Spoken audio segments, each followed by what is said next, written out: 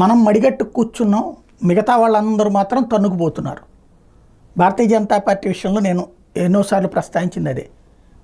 ఓ పక్కన ఎవరిని చేర్చుకో వైఎస్ఆర్ కాంగ్రెస్ పార్టీ వాళ్ళు అన్నది ఓకదంపుడు ఉపన్యాసాలు, భారీ ప్రకటనలు ఇచ్చారు. 164 సీట్లు వచ్చినాయి, మా వాళ్ళే ఉన్నారు, ఇంకెక్కడ అకామిడేట్ చేస్తాం. తీరా చూస్తే మున్సిపాలిటీ కౌన్సిలర్లు, కార్పొరేటర్లు, జడ్పీటీసీలు, ఎంపీటీసీలు, ఇట్లా అనేక మంది, వాస్తవంగా అనేక మంది వైఎస్ఆర్ కాంగ్రెస్ పార్టీ వాళ్ళు బీజేపీకి రావడానికి సిద్ధంగా ఉన్న బీజేపీని అప్పుడు వెళ్ళి నేను ఆ విషయం కూడా ప్రస్తావించాను. ఆ వీడియోలు ఫాలో అయ్యే వాళ్ళకి గుర్తుంటుంది. ఏది అసలు వీళ్ళిద్దరు వెళ్ళి చెప్పి రావడం ఏంటి, మేము చేర్చుకోమని, ఎవరైతే విష్ణుకుమార్ రాజు వీళ్ళు వెళ్ళి మేము చేర్చుకోమండి ఎట్టబడితే అట్ట అని చెప్పి వచ్చారు.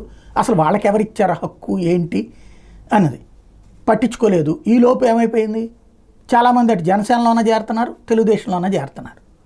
ఇప్పుడు భారతీయ జనతా పార్టీ ద్వారాలు తెరిచింది, రండి బాబు రండి అని పిలుస్తోంది.